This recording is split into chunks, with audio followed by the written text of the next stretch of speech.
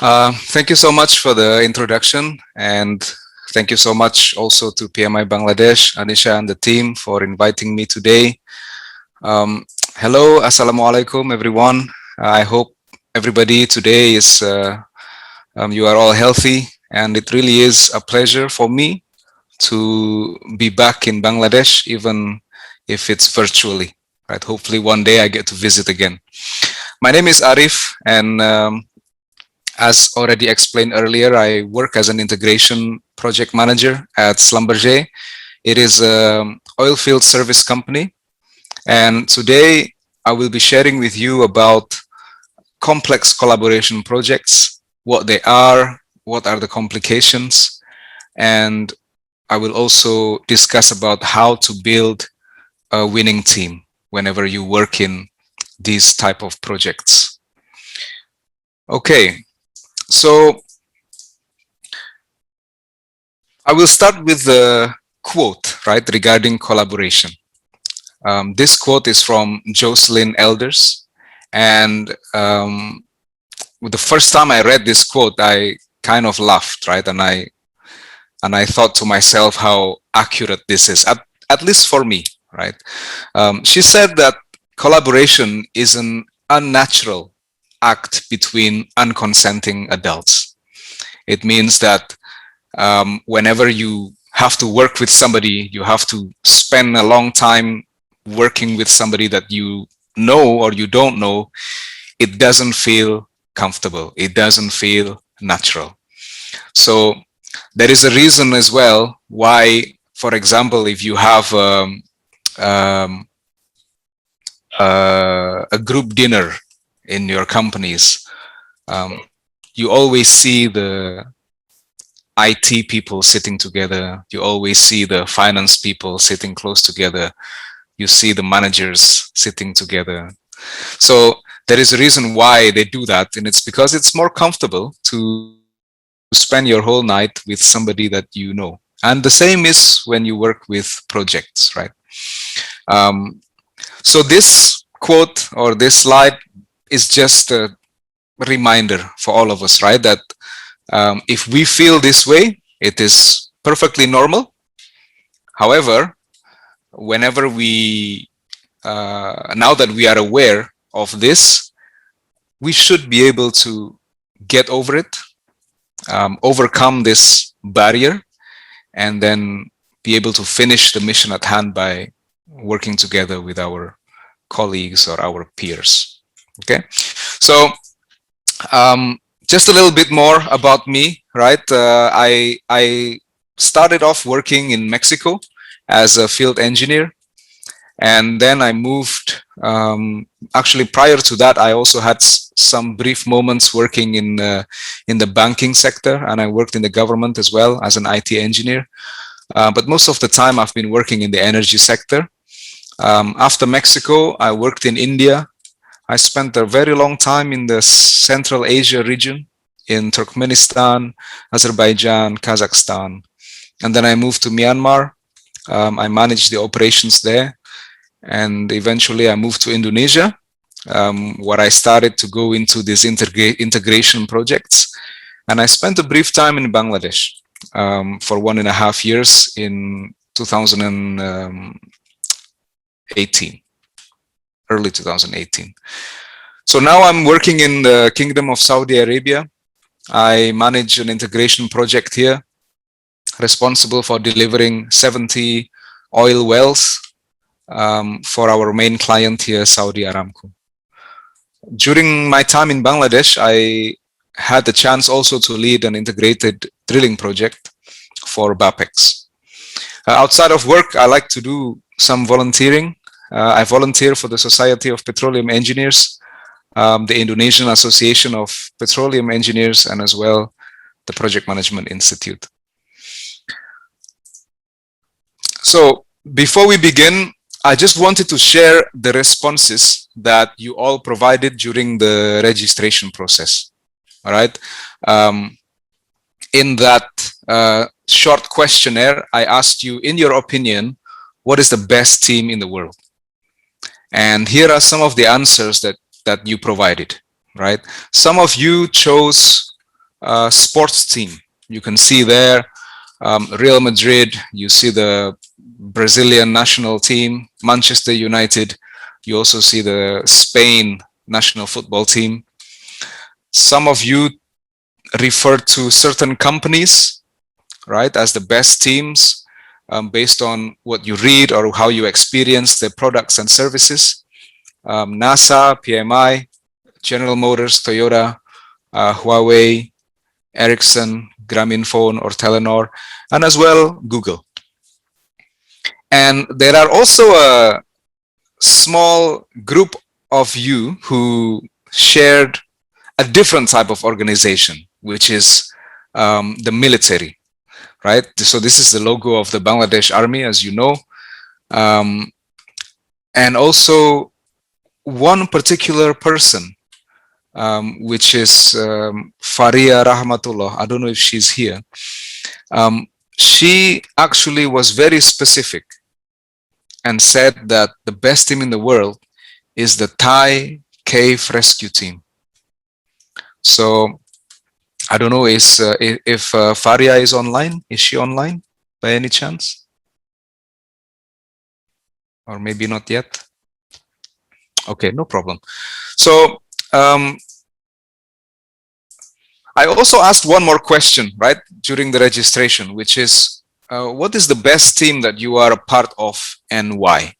However, I don't want to go into this part yet of the questionnaire, but I will come back to it towards the end of it. Okay. So just following up on this cave rescue, right? Maybe some of you are familiar, maybe some of you are not. This indeed was an excellent example of a successful and truly an amazing team effort, right? This is a story of 12 teenage football players and their coach who went on a group tour. They went caving and then they got lost, and the caves are basically underground, right? So there is, if you see on the right here,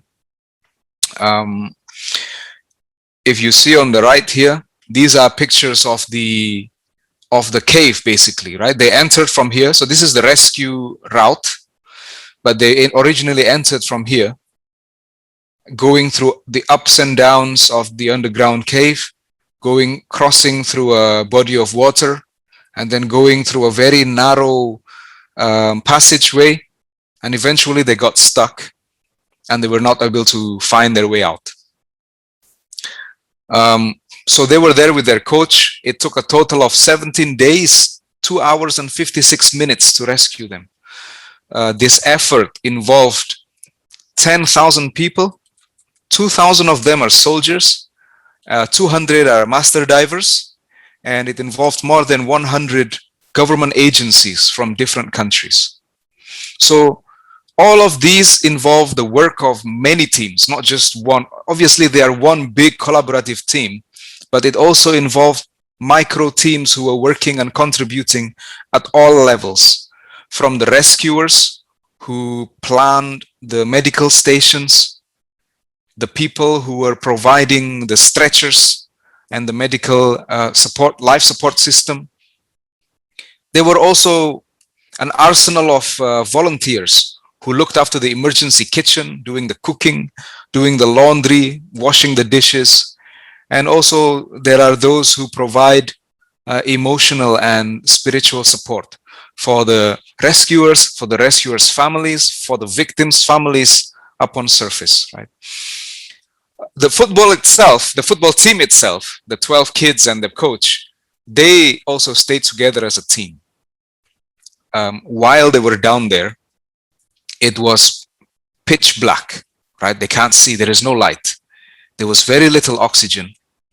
And sometimes when they are thirsty, the kids actually had to lick the water or the vapor of the limestone, which is in the walls of these caves. So the coach during this time was always teaching them to meditate, asking them to remain in a positive mind and not going to places that is, bad for the personal morale and also for the team morale. So the moment that they were found, all of them, right, they beautifully expressed their rescuers as strangers we wanted to meet the most. Strangers that we wanted to meet the most. So normally, instinctively, we don't like to meet strangers, right? But during difficult times, when you have these, dire situations, you kind of hope that you meet this stranger. And I think there are certain conditions or certain situations in our lives as well, where maybe not as dramatic as this, that we also hope that we meet a certain somebody who can support us, who can help us, and who can guide us, and so on. This snapshot is a note that they sent to the surface while they were still underground, and this note basically is saying to their families that they are fine, that they are now in good hands, and that the families waiting for them should not worry. Okay. So without going yet into the definition of complex collaboration, what it is, what is the characteristic, I think we can all here agree that this operation was a complex collaboration project, right? And it was a very successful one. We're talking about values, objectives, leadership, and all those necessary components that makes a team, which we will get later on, which we'll get into later on in the presentation.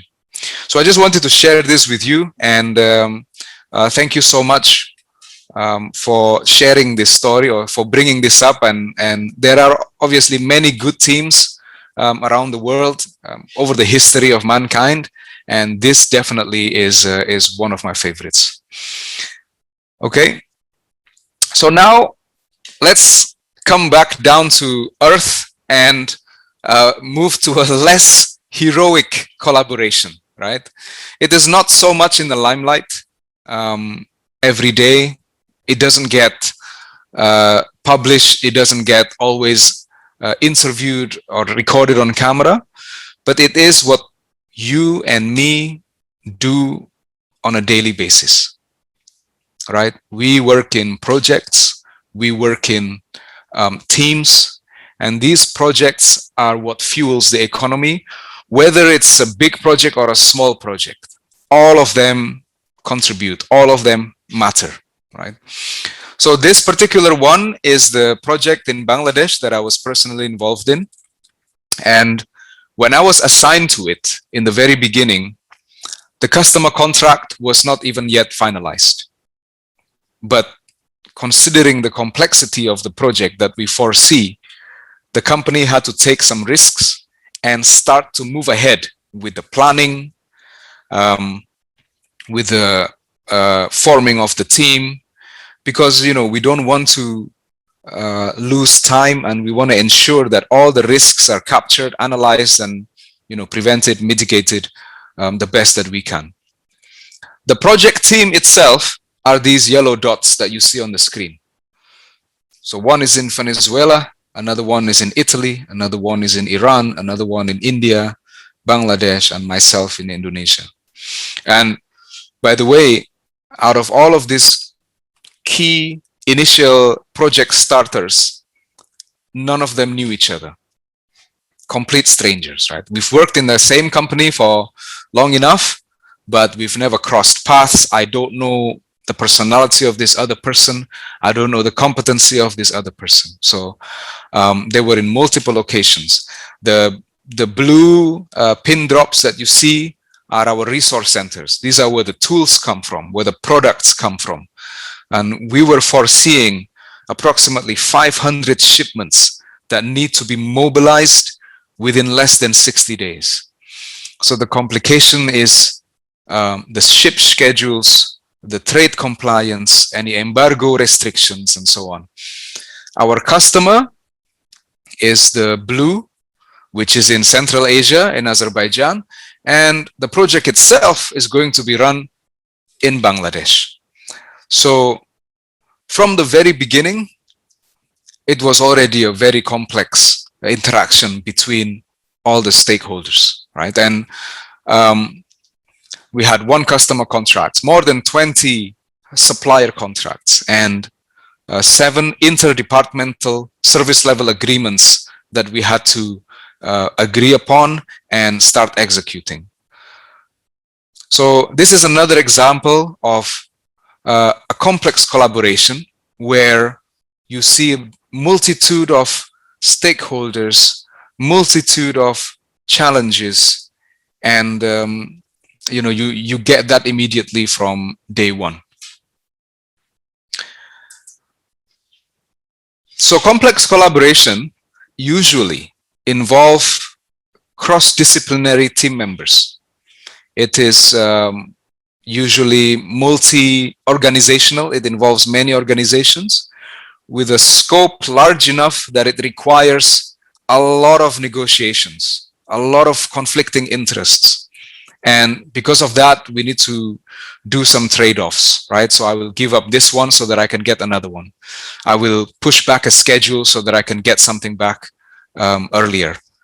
So the team members as well are usually diverse and multicultural. They are highly interactive. It requires a lot of coordinations through phone calls, through emails, through chats, video conferences, and they constantly have to make data-driven decisions. So in these types of environment, you will quickly run into many challenges, right? I will highlight the ones which are in red. For example, working in silos or boxes, and this happens, in many organizations, and I'm sure you've seen it too. Not knowing the impact of our work on other people, right? Being very pragmatic on our role. If this is what I have to do, then this is what I have to do. Everything else is nothing to do with me. In a multi-organization setting, each may have its own roles and practices, right? So I showed you earlier that the client is coming from Azerbaijan. I was going with 7 different organizations. I was dealing with 20 suppliers. Each one of them had its own standards and policies. Fire alarm is a simple example. If there is a fire on site, which fire alarm do we use? Is it the siren version that goes high, low, high, low? Is it a constant one? So these types of different practices and overlapping roles, what is it meant by a coordinator in one organization doesn't necessarily mean the same in another one. So that's why sometimes one of the first things that we do is create what's called a bridging document. It is a document that standardizes, terminologies, units of measurements. Are we talking feet or are we talking meter? So that way, since the birth of this document until the end of the project, everyone can speak with the same unit of measurements, with the same terminologies without creating any confusions. In a complex collaboration, usually, team members also come from different backgrounds, right? The issue of stereotyping, differences in habits, or even accents, difficulty to understand a particular accent, can all further complicate the collaboration. How many times have you been in a meeting with a person from a different original language, right? Like, for example, Japanese people or Chinese speaking people who have a very thick accent whenever they speak English. And the same for Indonesians, right? I'm an Indonesian, and sometimes I pronounce things differently than the native speakers do. So this type of things can create complications as well when you collaborate with each other. However, fortunately, right? Fortunately, although the nature of your projects or the nature of your work may be different in these characteristics, it doesn't matter. Just because your team doesn't spread across the globe, it doesn't mean that you are not in a complex collaboration environment. You could be working in the same city, but not being able to meet each other with a poor IT infrastructure. You can be in the middle of a crisis, even though you are all sitting in the same office. This could all be considered as complex collaborations, right? So there is no exact or defined what. There is also no exact why something is called a complex collaboration. However, the how is remarkably consistent. And by saying that, I don't mean just because of my experience, but also research has shown, right, that there is a certain similarity and consistency in the way that teams succeed in tackling complex collaborations. So again, doesn't matter how complex your project is, it doesn't matter how big, how small, the how to execute this complex collaboration is pretty much the same. And we'll talk about that, right? But before we go there, I would like to ask from the chat, if you don't mind, right? And so that we have a bit more interaction, and so that I can take a couple of drinks of water. I would appreciate if you can respond in the chat box. What team, or are you working in teams right now? Or are you working in a group? Which one are you working, or which one are you a part of right now? Consider, look at your leader, or if you are a leader, evaluate just very quickly. Are you a team leader, or are you working in a group? And then also look at the participation of your team members.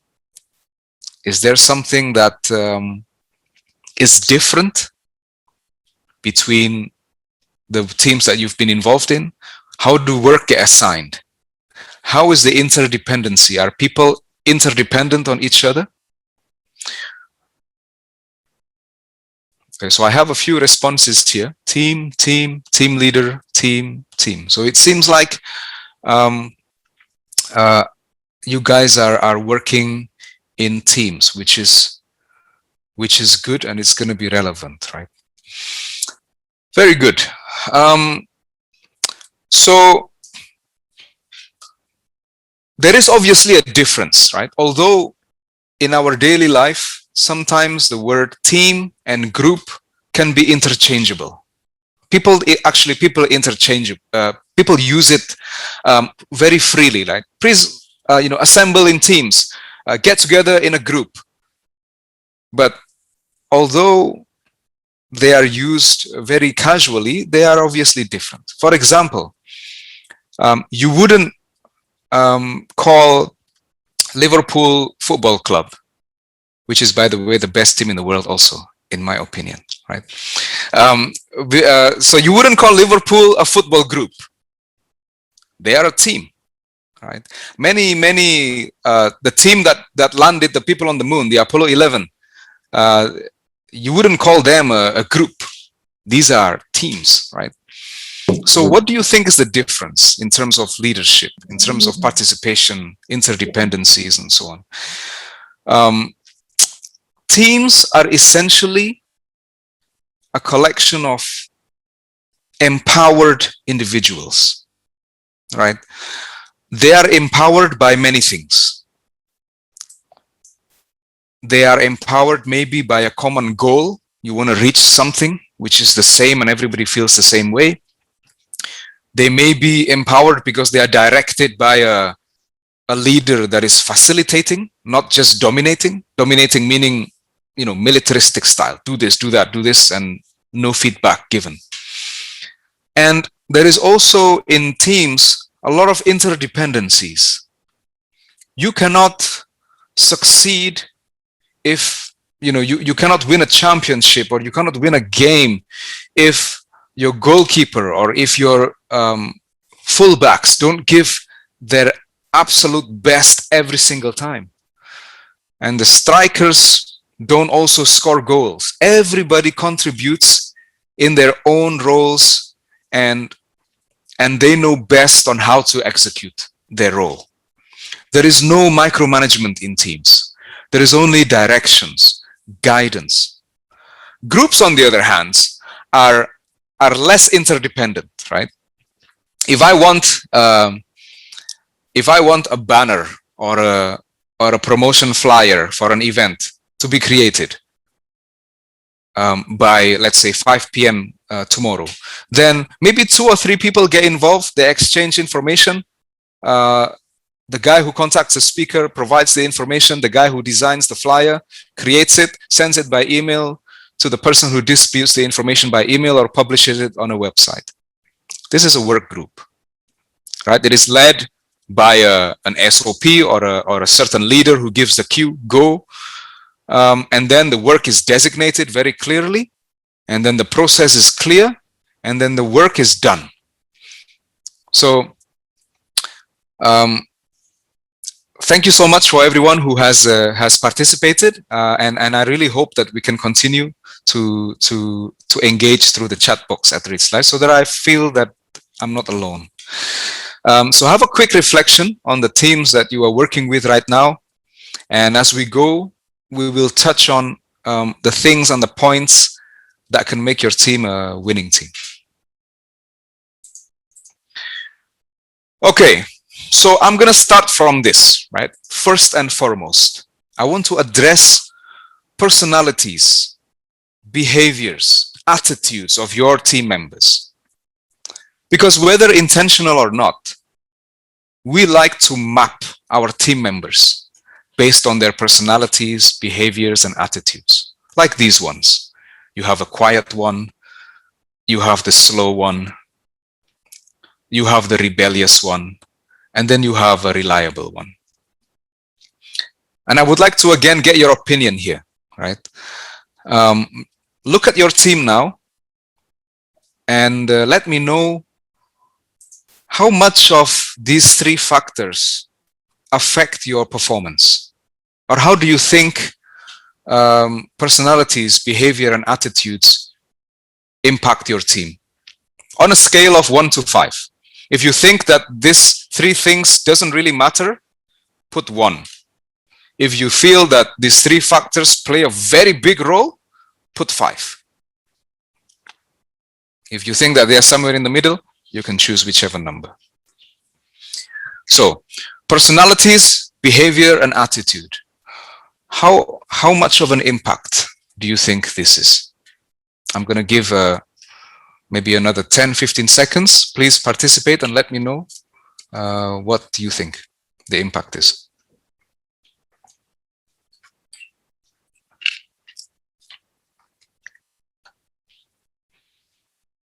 Okay, 5, 5, 5, 4, 3, 4, 4. Perfect. Okay, so my next question, based on your answers, right, is a rhetorical one, so you don't have to answer it.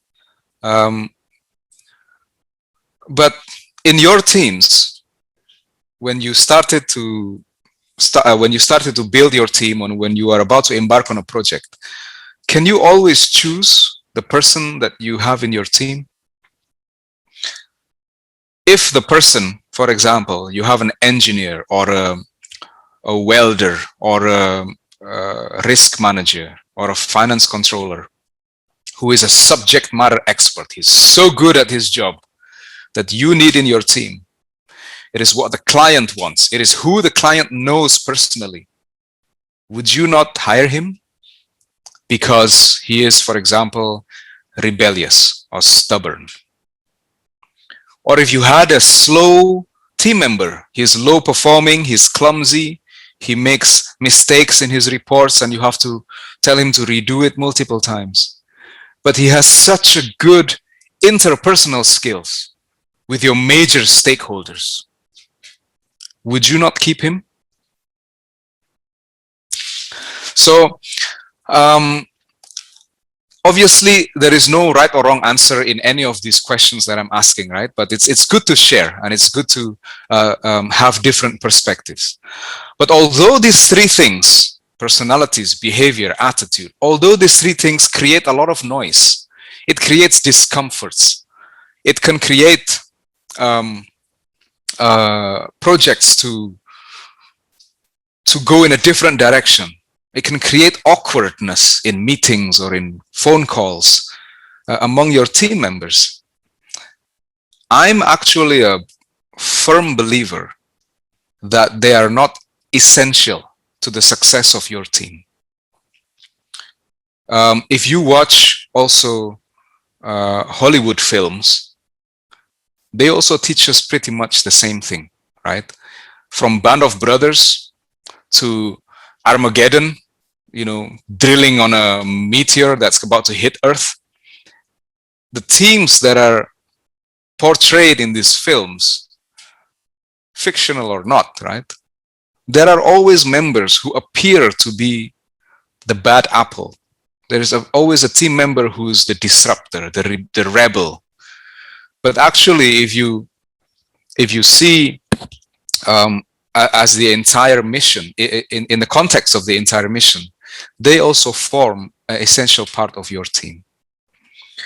So the personalities, behaviors, attitudes, if they are not essentials, according to me, according to the Hollywood films that we see, then what is essential then? What is important about building a winning team? And I want to share as well, so that it's not just the Hollywood films and me telling you this, right? There is a researcher called Richard Hackman. He's passed away already. He's a Harvard professor in social and organizational psychology. He's conducted researches for more than 40 years on this subject, about successful teams, about leadership in a team. And he concluded as well that personalities, behaviors, and attitudes, although they have an effect, they don't matter as much as the enabling conditions, he calls them. Enabling conditions that we give to our teams. And there are three enabling conditions. One is the compelling direction. Two is a strong structure.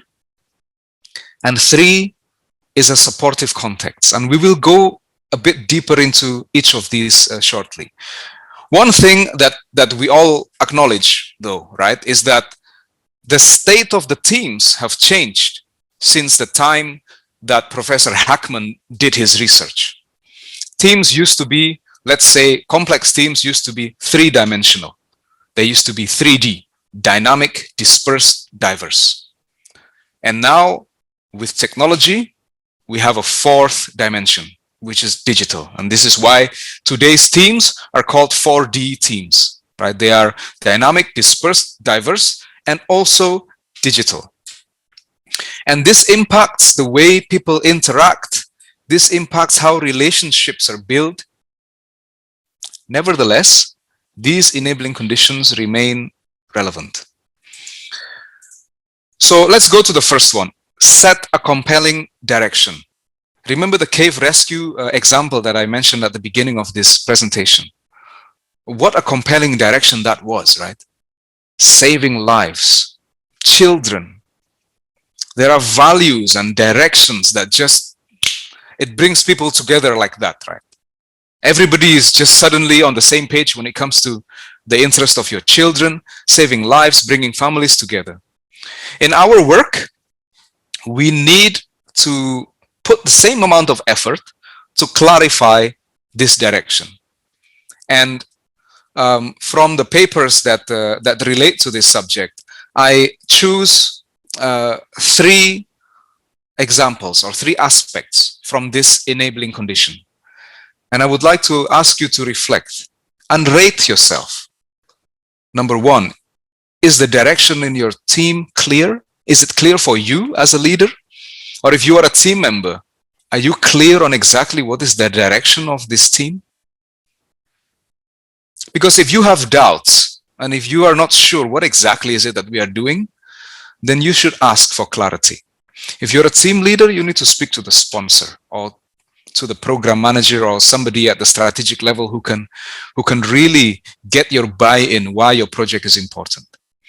And then once it's clear, you need to spend some time to put this on a piece of paper or on a notepad or on an Excel sheet, whatever it is, so that you have a documented, clear direction for you, for your team, for the duration of the year, for the duration of the project, whatever it is, right?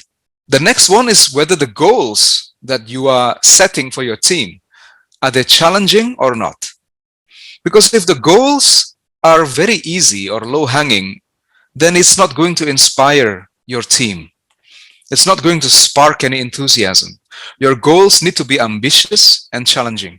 For certain people in your team, maybe there is like there are different performers, right? One is very top performing. Whatever you throw at them, he's going to do a good job. For those type of people, maybe you can add an additional goal or an incentive so that you keep them interested.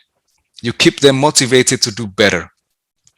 You yourself, if you find that your company's goals or ambition is too, basic, then make it your personal ambition to make it, craft it in a way that the success is going to meet your own criteria, right? And then after that, cascade it down to your team and share why you want to achieve this. And then the third aspect is the consequences. Consequences need to be a mix of something that is soon and certain, that is going to happen if you do or you don't do. And then there is also consequences that are a bit longer term. The maybe this will happen, maybe that will happen. Have you ever wondered why is it so difficult for people to stop smoking? No matter how many nasty pictures or photographs you put on a cigarette pack, no matter how expensive you make the cigarette cost, people still smoke.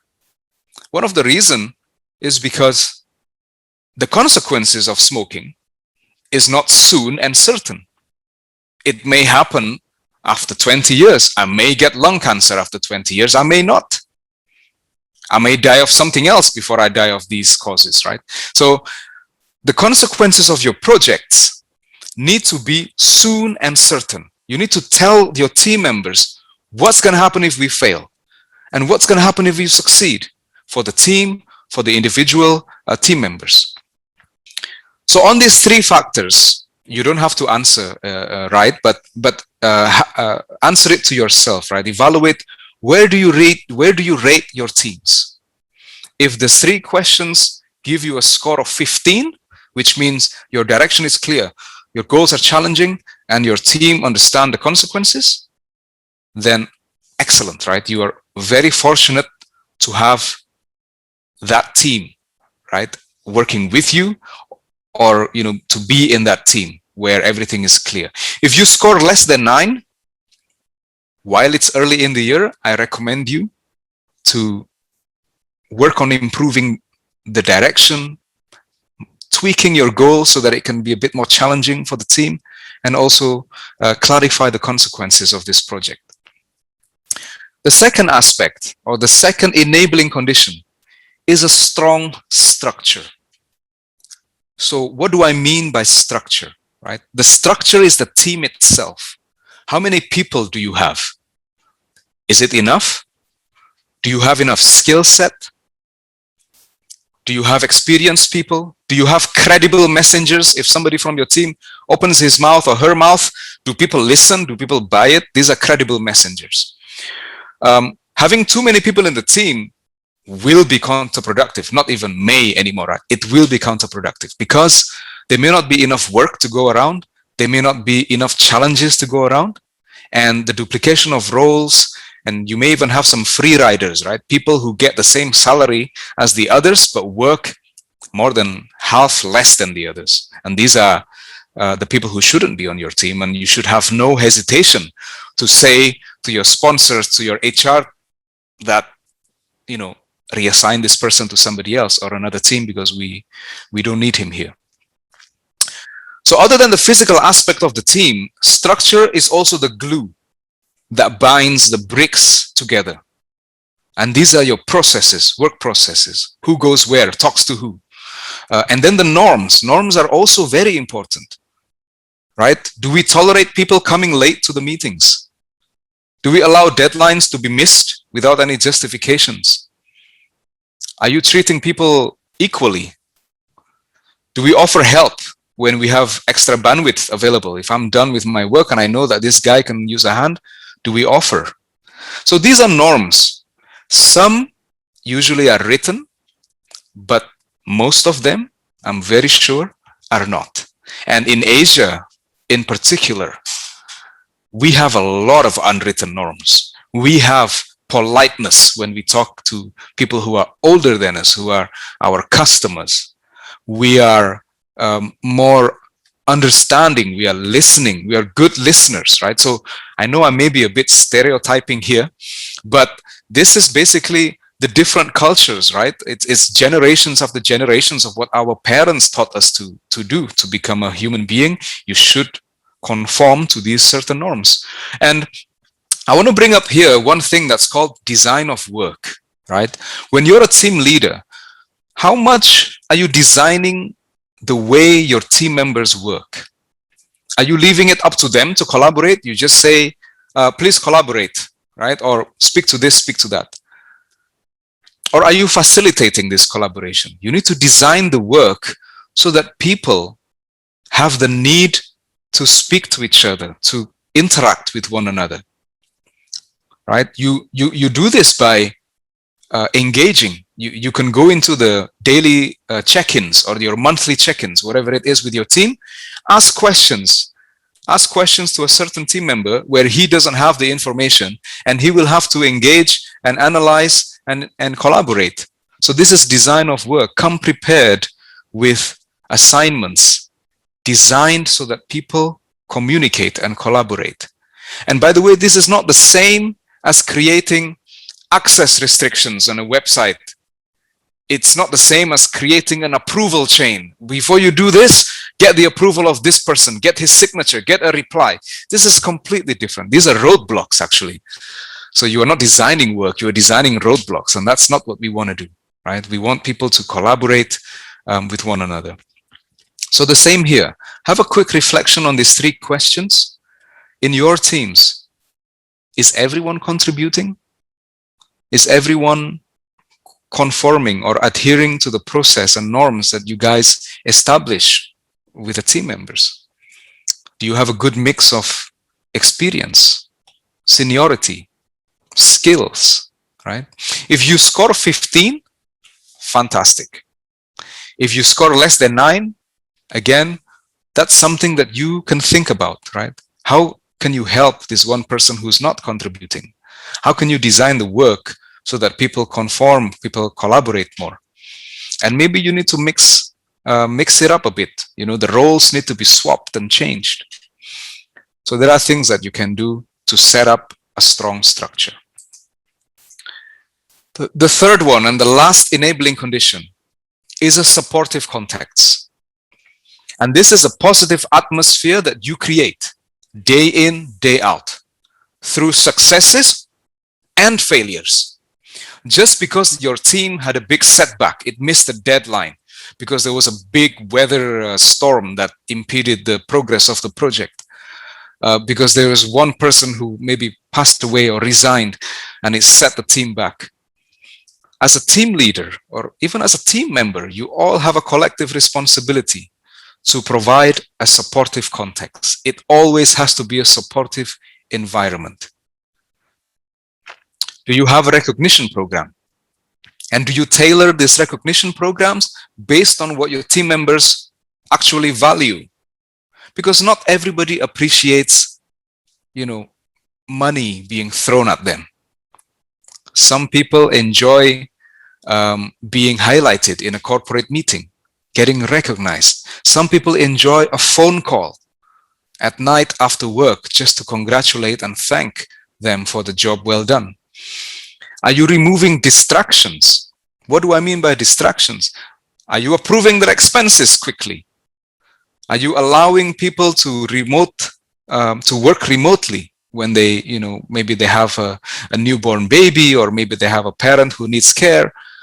Are you taking all of this into your consideration and allowing these distractions and accommodating the distractions so that it no longer becomes a distraction, and you basically come at peace that every single person is different? Are you providing accessibility to technology and data? Because collaboration nowadays needs technology, right? And you need to make sure that any glitches, any setbacks that you have during the collaboration is not because of any technological challenges. Because I've seen this many times, right? In my projects, I've had a superintendent, for example, right, who has difficulties being connected to the field people, and this is because his budget for the phone bill is automatically set to a certain limit, and if it goes beyond that, he is no longer reachable. He's no longer able to make calls, and his international roaming is blocked. So this has nothing to do with his personality. It has nothing to do with the work processes, but it has a lot to do with, roadblocks, distractions, right? So make sure that in your teams you have these recognition programs. Are you removing distractions? And the access to data is also important, because I'll give you an example on a project that we work, right? Finance, the profitability of projects usually is something confidential. Project managers discuss this with the senior team supervisors and with the cost analyst. But in the current project that I'm working on, for example, every Sunday at 4 p.m., just at the end of the day, I spend 30 minutes with the drilling engineer, who is 3 levels, in the hierarchy below me, right? And I share with him this financial data. And what that does is it gives him an understanding of, if I design my drilling in this way, this is the impact on the cost. If I work with a supplier which is very, very cooperative, it's going to be very expensive. So then I get to see and I get this additional knowledge, right? That, okay, he doesn't understand. Okay, I need to maybe renegotiate. I need to change suppliers. I create a lot of action items for myself so that I can remove more roadblocks from my teams. And these types of data, of course, you have to be careful, but you need to provide your team with information, with useful information, data, whether it's on the web, whether it's in your books, in your notebooks, in your head, wherever it is, right? You need to give them something so that you can all be in the same frequency. So, just to recap, right? Having gone through these enabling conditions, which one do you think is the most important? Please type in the chat box. I know that they are all important, they are all essential, and you are doing all of them all at once right now. But if you had the chance to choose, do you choose green, red, or blue? Which one is the most important?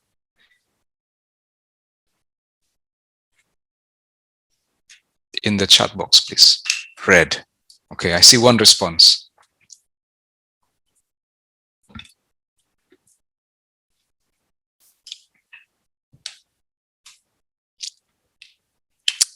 Okay, red, green. Everybody else, green.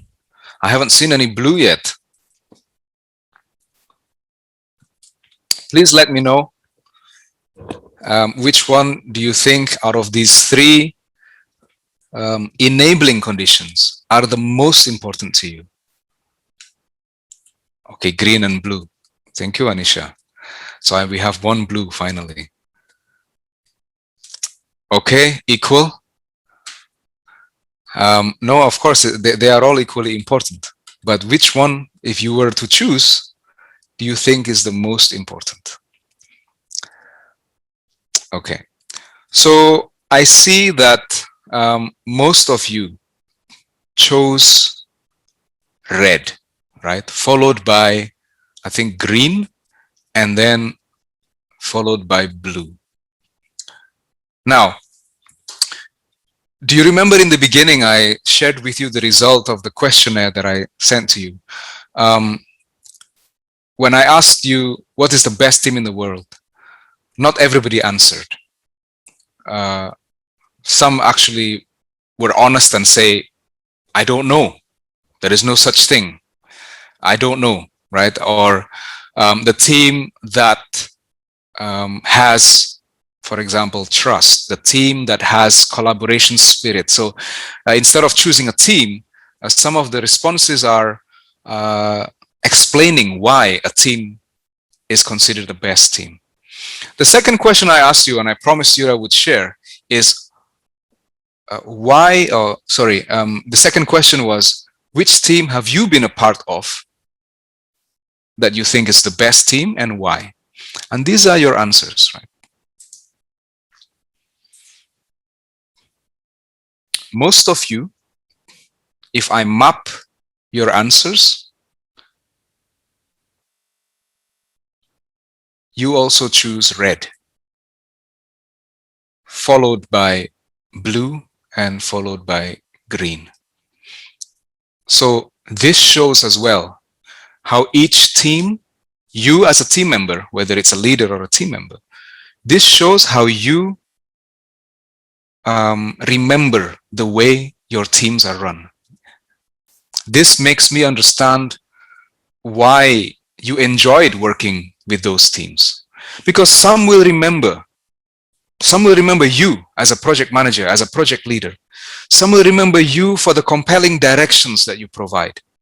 Some will remember your team and appreciate the strong structure, the norms that you put. Some will appreciate you for the supportive atmosphere that you created.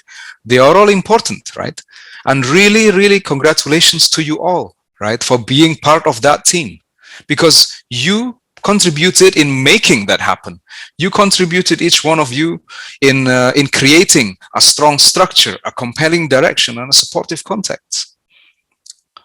So before I close, I highlighted these three red lines, right, that keeps popping up, and it's the word trust. Actually, recently in my company, in Schlumberger, in the integration project department, we also ran a survey, a questionnaire, and we asked all the people in the company, what is the value that you are most proud of? And high on the list was trust. Surprisingly, if you look into any documents, whether it's at corporate level, whether it's at project level, or at a location level, trust is not written anywhere. But it is a value that all the teams in the world were able to build and cultivate. So sometimes these things appear because you created such an environment where everyone is just in sync. Okay, so many say that it takes a long time to build trust, and that's true. You can, though, fast track this process. There is a research done by David Sawyer and David Ehrlichman. Early in the forming stage, you need to really invest in these things. You need to start building trust with your teams. The first one is you need to shift the context. Early in the project, you need to create activities where you can shift the context. You create a temporary ecosystem. Take everybody out of the working environment. Do a team building event where each person is separated from his job title, from his role in the team. Do a cooking challenge. Do an outbound activity. You will then see how much, removing a job title from somebody can really accelerate the way that you trust each other on a personal level. And then understand the system. Sometimes people don't trust each other because they really don't understand how things work. So invest in time, spend 1 whole day, 2 days doing a workshop. Let everybody speak their minds, let everybody suggest, right? And then put everything in written and document it. And then the last but not least is allow people to tell your story. People are more than their job titles, more than their names, more than their nationalities, more than their LinkedIn profiles. There is a reason why they are there. There's a reason why they wrote those things, and there's a reason why they do what they do. There is a reason why they're passionate about certain things. You need to go and understand those things, and you need to have empathy, right? So that you don't go into these unnecessary frictions. So that's all I have to share for today. I hope that the section has been reflective. It can trigger some questions that you ask yourself about your teams more than anything, right? And I hope that when you see your teams tomorrow, on Sunday or on Monday, you can improve on these enabling conditions for your teams. Thank you. And if you have some questions, I'll be happy to discuss. I will hand the stage over to Refaul Bhai. Thank you, Arief. Thank you very much for your beautiful presentation. We really enjoyed a lot. And I have some one interesting point of view, that is sometimes we cannot means we are not empowered to, or we don't have a freedom to build our own team. Sometimes it has been thrown to us. So in that case, what will be the motivation factors, or how we can manage that team that actually I'm not being a part or part when it was formed? Okay, so for me, in my experience, I have never had the choice actually to demand for things. I've asked many times, right? I want this guy in my team. I want this person sitting in India to be part of my team. They listen, the management listen, but sometimes the person in India doesn't want to come to Bangladesh or to Saudi. Sometimes the business needs require him to be somewhere else. And that's why, you just have to work with what you have, at least in the beginning, right? I never see, this as a major roadblock. You will always have problems in communication. You will always have a generation gap with a different style of communication, different style of work, especially in the oil and gas, as you know, is, the more that you stay in this business, the more airtime you get. If you are just a young guy, you don't normally get much time to say anything.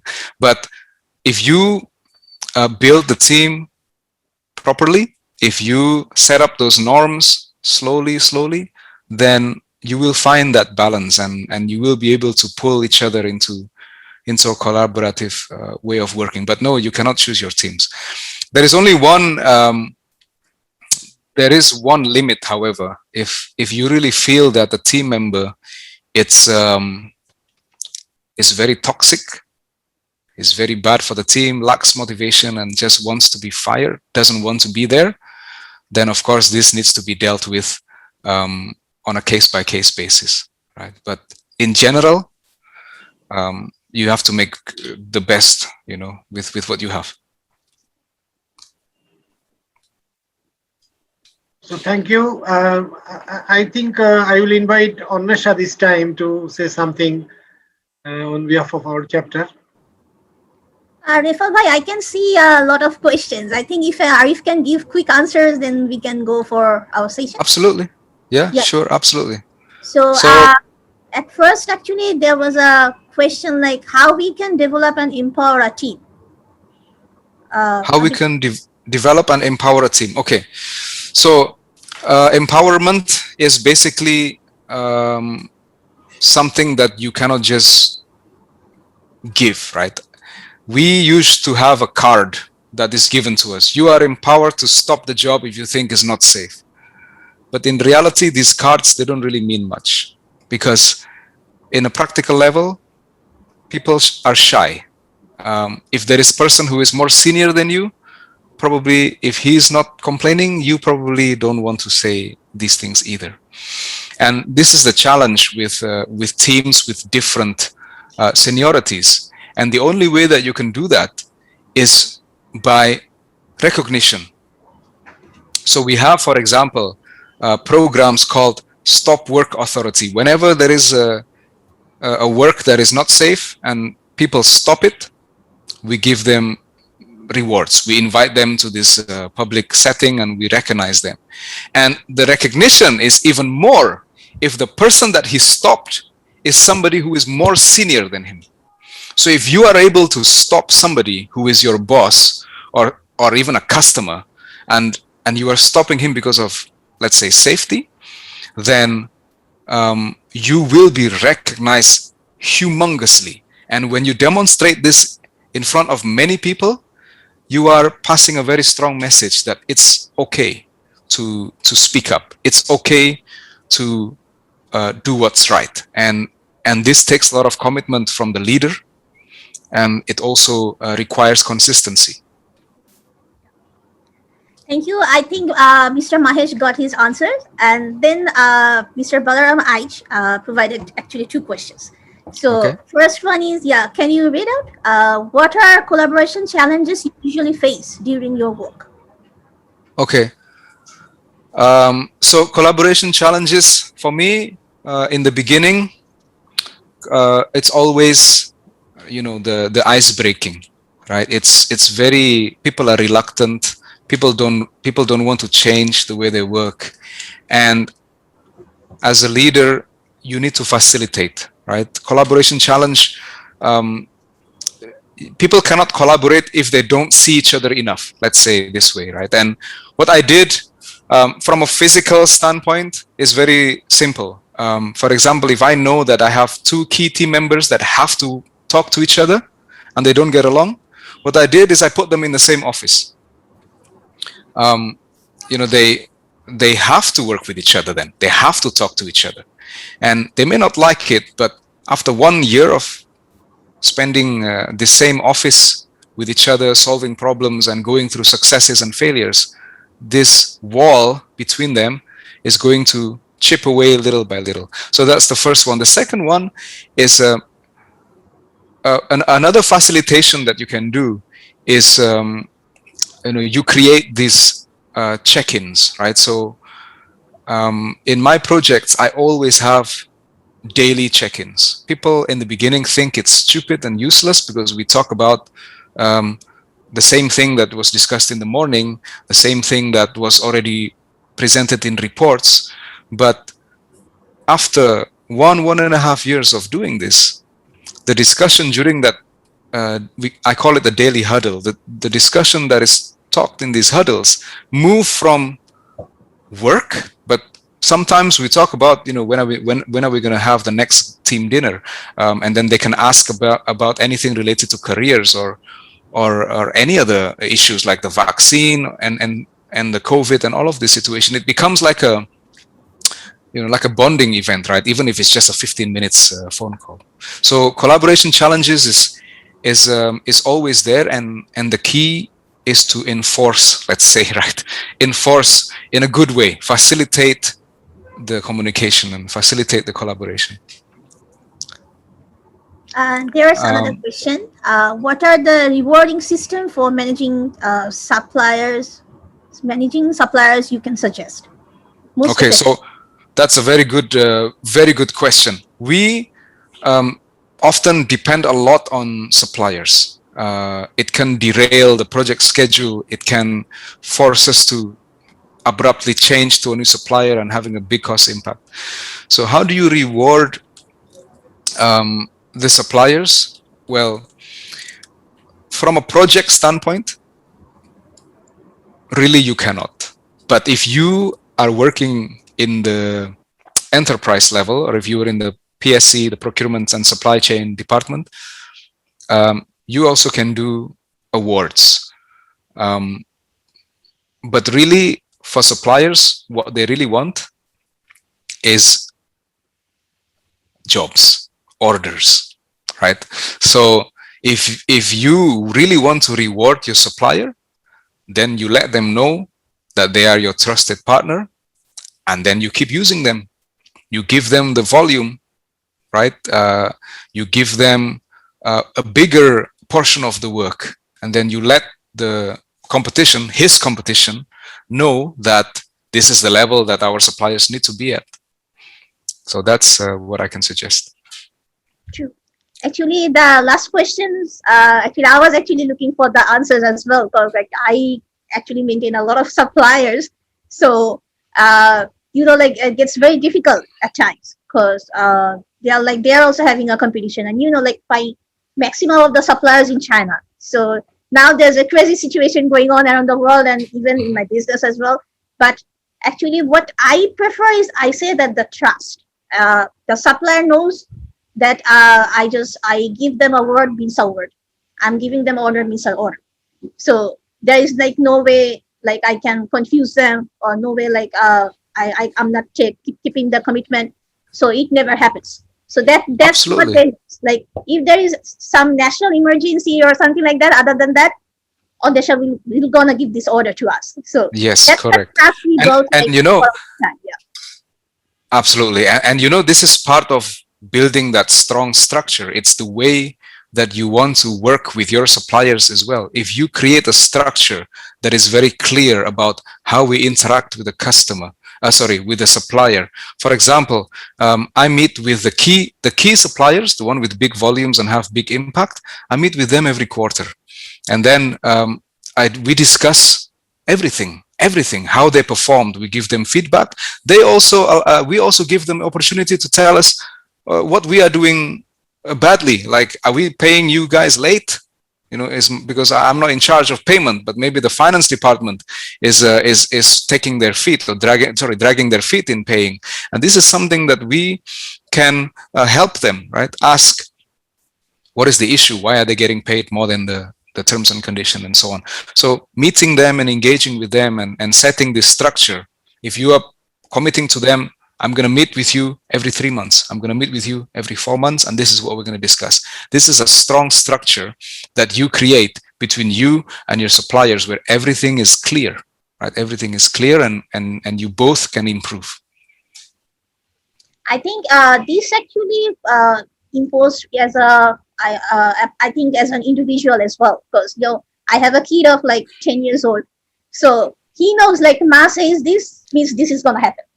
Yeah. Like no other way. So keeping the word that okay, I have committed, fine, this will I'll done. So as an individual, I think this quality is a must for and absolutely for a manager, because we are actually managing a lot of people, maintaining a lot of projects, and obviously a complex collaboration with a lot of persons. Yep. So yep. I think word of mouth is word of mouth. So that's actually, as an individual, I think that's a very good power skill if we can adopt.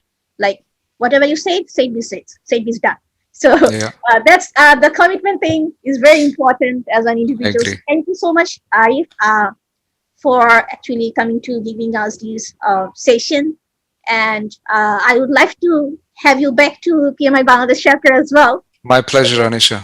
As you are already so in Indonesia chapter, we'll do a lot of collaboration. I'm actually hoping to have a lot of collaboration with the PMI Asia Pacific chapters. So I think there's a very good chance that we are old friends, so we can do a lot of things together for this. No, for sure. Bangladesh is always close to my heart. So anytime, any collaboration you guys want to do, I will for sure welcome it. Absolutely. And for our members, there are a lot of interesting events are coming. So I think you already know, like there's a mentorship programs are going on. So like our season 2, after a successful first season, the season 2 mentoring program is gonna start from April. So if you haven't applied as a mentee yet, so please do that. Also, if you want to be a mentor, you can also reach out. Actually, there is a VRMS open in PMI-RMS.org. So you can actually apply. So Arief, we can have you as a mentor as well. You're so good at, like, I think, mentoring. So you may apply for this season, or in the next season, you may check on that. Okay, sure. Yeah, because we had actually, this is not a region specific thing. We had a lot of mentors around the world, and 2 mentors was from, I think, from India and Canada. They again applied this time. So That's a very successful thing that we have done for our members, because one-to-one mentoring with the members, it's a very, very good opportunity. So that's, I think you should get this opportunity from PMI Bangladesh chapter, our members, and it's a members exclusive session for that. And another thing is that we are going to have a members exclusive session only for members to get work with each other and to get to know each other in next month. So the announcement will be going soon. So members all get geared up to get to know each other, like who are working over here for Bangladesh chapter. So you can get to know each other and get to network. And a lot of webinar events that are also coming, and volunteering opportunities that will be posted in the VRMS. So please apply as much as you can. We also try to learn from each other. So if you do volunteering with us, we can get to know some new ideas from you, because only the 9 people in the board is not enough to run a chapter. You know, the bandwidth of work, bandwidth of the initiative we are doing on, and this passion, we already have around 15 volunteers with us, but we need a lot of volunteers working with us, and I think this passion can take you places. And I know Arief is now like being very active with the Indonesia chapter, so you know, like what are the skill levels they provide from PMI, and what are the exposure we get from PMI being volunteering. Or also there's, I think, ahead, like it's a roadmap from being a volunteer, you get to be a chapter leader, so which is like incredible. So for that, we would like to have a lot of volunteers for that. And I thought of giving the presentation that I always do, but Refal, do you think we should go for the presentation, or I think I have covered? No, ma'am, I think it is already time is 2 over, so we are already 15 minutes late, and I think that's enough for everybody. Yeah, technical glitch I had. For some reason, my network. Yeah, no, it's okay. It's a definite part, and thank you for your effort to and your informative support. So I would like to say to the members and all my participants that actually, if you have any question, anything, I have shared my contact details with you, so you can share. You can send also us this. If even in offline time, you can also suggest us many things if you like, and if you have any idea, you're also open to share. So I think that's for today.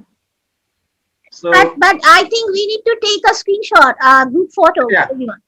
Okay. Yeah. So, so I will request everyone to please share your video with us, so we can have a nice. Wow, good to see everyone. Assalamualaikum. Yes. There are lots of smiley faces. These are the faces of people who will go to work tomorrow. Me as well, included. And yeah. So can we have everyone's video on, please? Yeah. So I am seeing Jafar Bhai. Yeah, thank you, Jafar Bhai. Yeah, the Agile Guru is there. Yes, Arief was telling about the stand-up meetings. Yes. Every day. So I know a bit. Lots of faces. I will also request everyone to, being after, as you know, we are last 1 year, we are in a pandemic situation. I'm seeing Mr. Abdullah Farid Bhai in a car, I think. Yeah, that's cheers, boss. This is commitment. Yeah, this is the commitment we are talking about. So actually, I didn't want to miss the opportunity to learn from this webinar. Yeah, so if we cannot open the video, we could not know the story behind it. So you please share your video. And we can speak to each other. Like there's no like structure. We are planning. Yes. I have a question. Yeah, sure. Please. Is there any member below 30 in Bangladesh chapter? Below 30? I think yes, there are. Okay.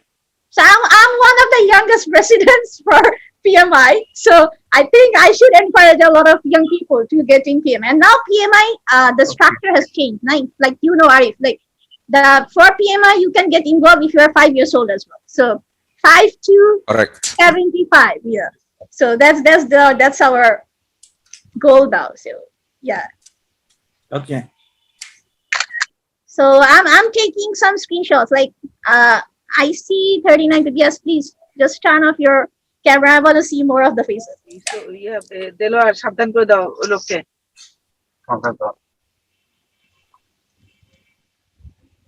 So thank you guys. Only Thank guy you is in the for your car, I time. think. So Yeah. So see, we'll call see in me an a event. blessing. Like you can get connect from anywhere you are. So okay. So it's time to say goodbye.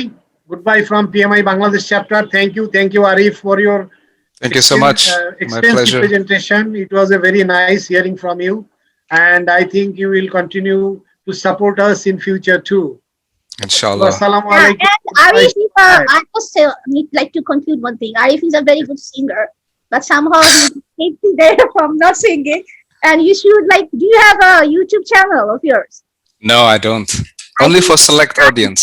High time. He's a very, very good singer. So Uh, yeah, yeah. from our next hour session, I think if you had done any membership session, we'd like to hear from you, especially your songs. So he's a very So good. see you guys. Yeah. Bye. So thank you so Have Thank you much. so a nice much. time.